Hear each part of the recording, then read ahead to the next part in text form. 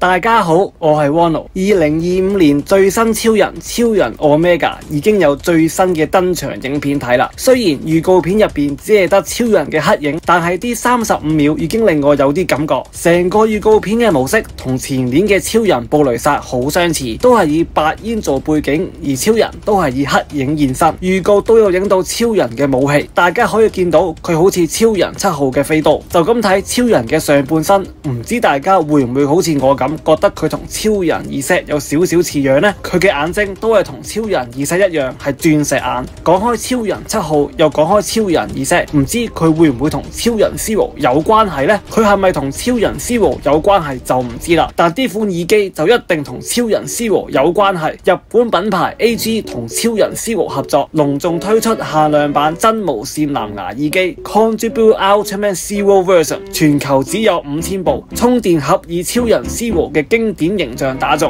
耳機就設計成佢頭上嘅宇宙迴旋鏢。超人 Zero 嘅聲優宮野真守特別為耳機錄製引導語音。購買呢款超人 Zero 耳機將附送一張 Zero 日本版新插圖嘅超人卡牌遊戲限量珍藏卡，而家喺香港地區已經接受預訂啦，4月陸續到貨。中意 Zero 嘅大家記得去購買，讓佢成為你音樂旅程入邊嘅最佳夥伴，感受超人 Zero 嘅英雄力量同埋魅力啦。講翻呢個新超人先，其實唔單止佢個外形同隻眼似超人Z，佢個名都同超人Z有少少嘅意思呼應。新超人叫超人 Omega 係最後一個希臘字母，同Z一樣都係一個字母嘅最後，但不過佢同Z唔同，Z係代表完結嘅意思，但 Omega 唔單止有完結嘅意思，佢比Z有多一種意思，就係有指向最初嘅意思。睇翻今年嘅 New Generation Stars 都係以Z為主軸，大家睇翻無論預告嘅特色同埋名字嘅含義都同 Blazer 同埋Z好類㗎。唔知今次係咪又係田口清龍做主監督呢？呢層就真係唔知啦，但大家估下都無妨嘅。究竟呢個超人喺套劇入邊會有點樣嘅發揮呢？大家拭目以待啦。呢條片去到呢度差唔多，如果大家想睇更多關於超人嘅影片，記得訂閱頻道，